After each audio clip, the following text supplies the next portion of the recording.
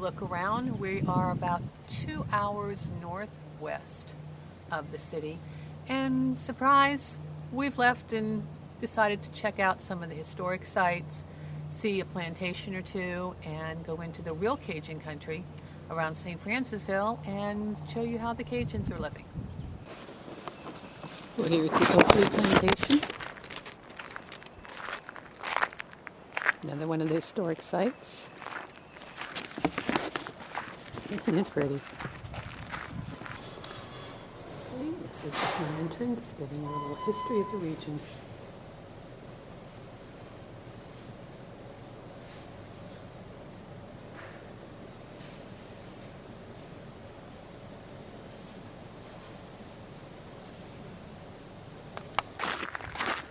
We're following the trip from the office to the Oakley House,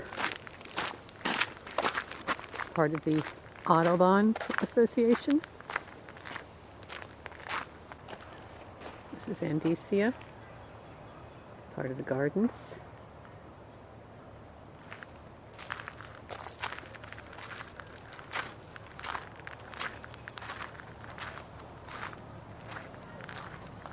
And here's the house.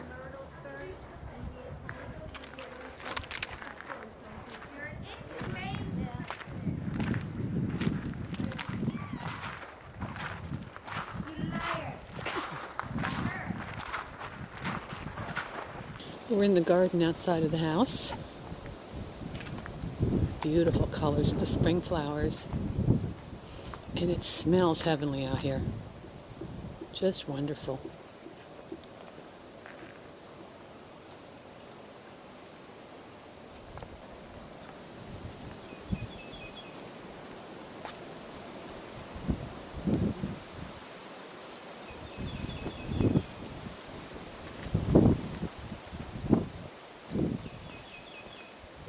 Just enjoying for the moment the garden and the quiet.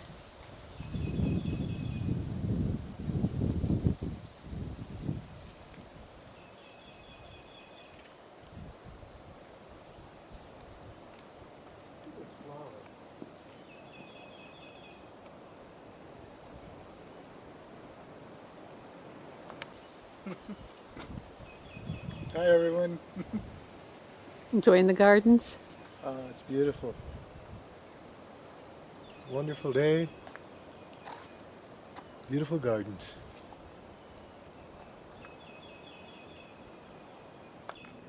We're looking into the pit, which was similar to a greenhouse.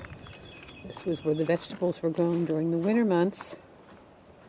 They were hung in clay pots, and animal and vegetable matter was dropped in to keep things warm, and the windows were opened and closed as necessary. 1797, under a Spanish land grant given to a gentleman named Ruffin Gray. The grant required about 3 separate things to be done in order to get control of the property. The first thing was he had to build a house, and the original structure was kitchen here, living room next to us, and run room upstairs. Think of a rectangle with a box on top of it. It was the original structure. The second thing was they had to have a cash crop growing within 3 years. And the original cash crop here was indigo. And the third thing, believe it or not, was they had to all become Catholic. The Spanish crown was very big in that. All 3 things were met, and the husband actually dies. So the house, these old plantation homes, you'd have a slave that was in the corner that would rock the thing back and forth to keep you nice and cool while you ate, keep the bugs off you. Food stuff is a little different in the 1820s compared to today. One of the biggest things is they did not eat beef here at Oakley House in the 1820s. Poultry, pork, and venison were the big 3. We have pantries all on this back half of the house. Basically, just think of the house as a rectangle, and then they set up another rectangle next to it. Basically, it's a box. And the original structure literally was 1 room in width and 2 rooms in length, and that was it. So very small, all things considered. Home family, plates and platters and this type of thing. The oldest set is the pewter on the left-hand side, 3rd shelf, which actually dates to 1760.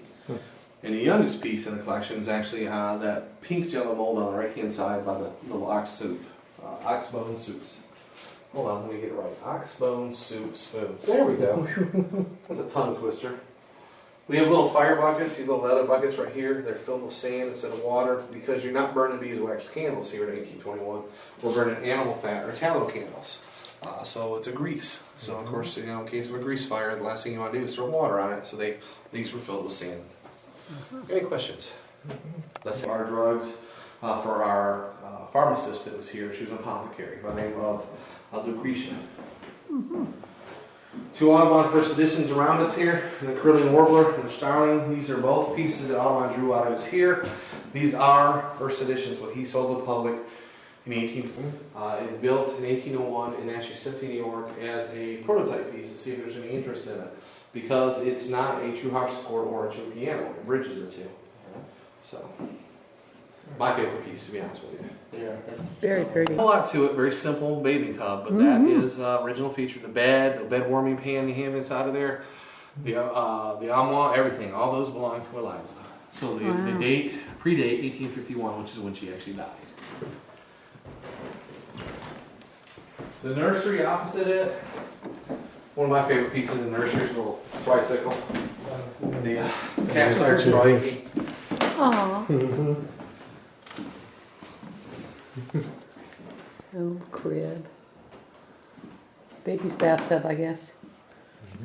Yeah, I just had columns and started Wow. laughing, but it is amazing. Incredible. They lay down burlap, tacked it to the floor, and they varnished it to the floor.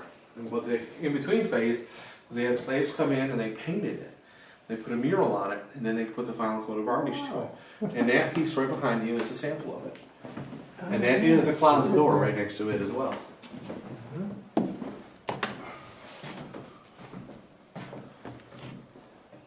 And find new pieces of research out about the place, a lot. We have about 40,000 archival pieces that we're going through. So, as we learn new things, we change things around. For years, they considered Audubon's bedroom to be up on the second floor of the house.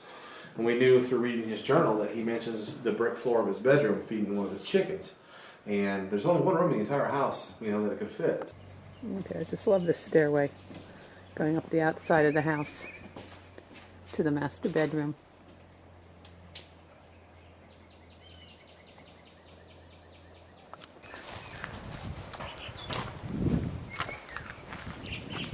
A grist mill.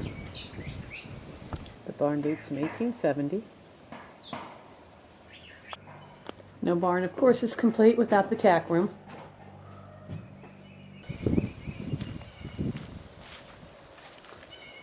This is a little garden outside one of the cabins. This is the inside of one of the slave cabins.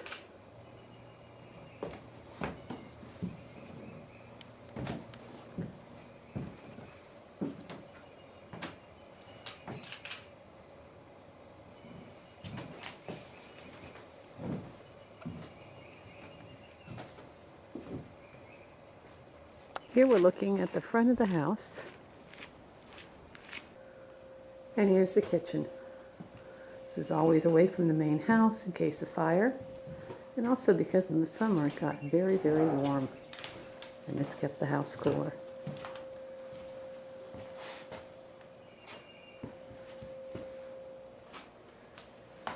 Well, that concludes our visit to Oakley Mansion. This is where Audubon stayed for a time. He was a tutor to the daughter, Eliza, and did many of his famous bird prints or drawings here. Hope you enjoyed this visit. It's nice to sit here,